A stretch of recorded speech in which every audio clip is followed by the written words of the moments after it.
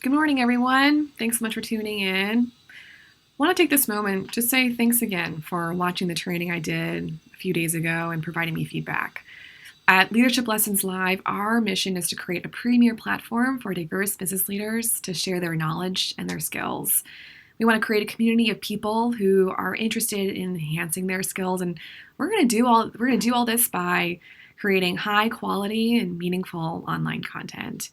Today, like last time, I'm going to be continuing to test out different strategies and concepts to develop our secret sauce. So, any feedback you have for me, I would love to hear it. Just include it in the comment section. This morning, I want to expand upon the concept that we touched upon last time around creating community, specifically creating community in the workplace. I would imagine most of us know, okay, yes, community is important. But I want to zero in on two main reasons why creating community and maintaining community in an organization is super important.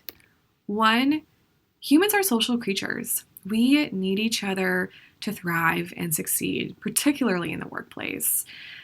Creating community and maintaining an active community can lay the foundation for trust and cooperation so that we can succeed in whatever service or product venture that you're working on.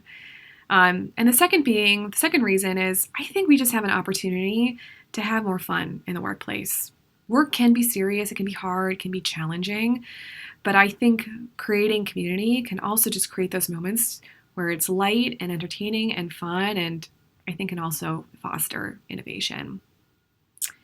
For our purposes today, I just want to define what community can mean. It can mean a variety of different things to different people, to different sectors. I'm going to keep it simple for us today. A group of people with shared something. So maybe that's shared location, shared interests, shared beliefs, shared experiences. I did say shared location, but I want to take it like one step further. And for our purposes, creating community, maintaining community is an active effort. It's not passive. It's not just, I work in building down the street and that's my community. No, it takes active work, a part of all of us, to grow that sense of community within an organization. And why would we want to create community? Again, we know we want to build trust and cooperation. These are a few more selfish reasons, if you will, but we can meet new people. For example, when I joined Next Step Living a few years ago, I didn't know anyone, and I formed an adventure club where a group of us would meet up on a regular basis and check out new parts of Boston together. And it was, not really work related, but it was fun and created that community. And it was a great way just to build those relationships with people I hadn't met before. The second is you can strengthen existing relationships. I don't know about you, but for me, a lot of my relationships are built not necessarily in a formal meeting setting, but after work, during happy hours, or grabbing lunch. The third point, you can identify new opportunities. And I think this is particularly important if you are a leader or want to position yourself as a leader in your organization. Creating community, again, leaning back to this idea about building trust and cooperation, allows you to think creatively with your team members, identify new innovations and opportunities for new services or products. And this reoccurring theme of having fun, again, I think it's super important. And community can help foster having more fun in the workplace. But maybe you're thinking, Jesse, right now I have the privilege of being able to work from home, and it's really hard to create community with people behind a computer screen. And in fact, maybe I got kids running around and can barely get the work done itself. I don't have the energy to create that community, or maybe even just got a dog that loves to sit in my lap and can't get anything done. I hear you.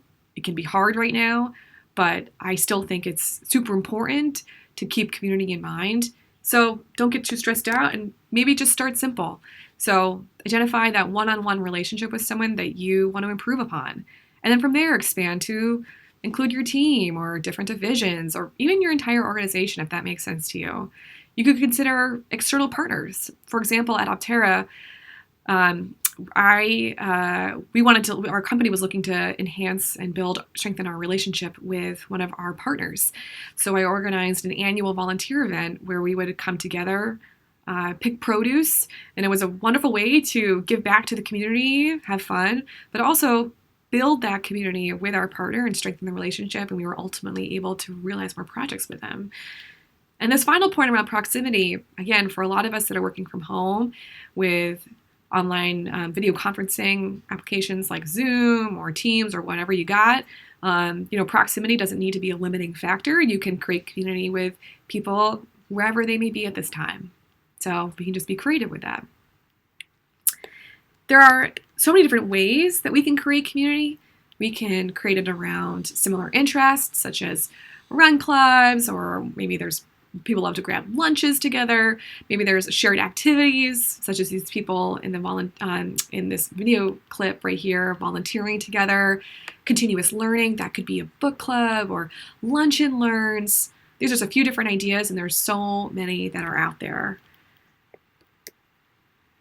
As you're thinking about developing or maintaining your community and organization, just consider setting the tone. Is it more formal or informal? A book club or a run club that meets regularly, maybe a little more formal, versus an informal happy hour gathering that happens every Thursdays, evenings, and people can join if they can. If you're, again, in that leadership position or you want to position yourself as a leader, I would highly recommend of just listening to your community and adapting and evolving as necessary. To maintain not only because if the ultimate point is to facilitate trust and cooperation, we got to be listening and adapting as needed. And holding each other accountable, I think, is super important, particularly right now.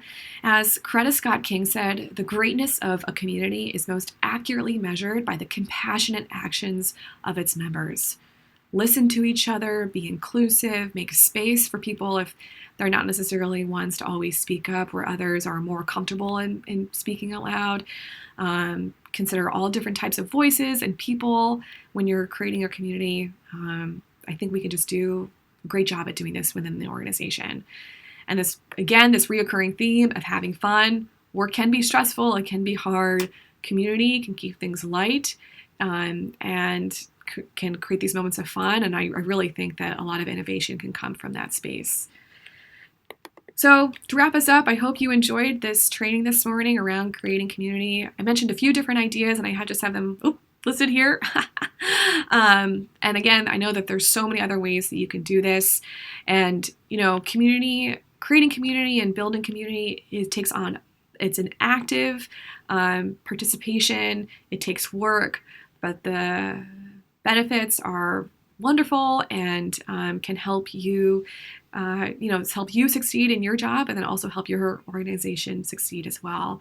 So thanks and have a great day. Take care. Bye.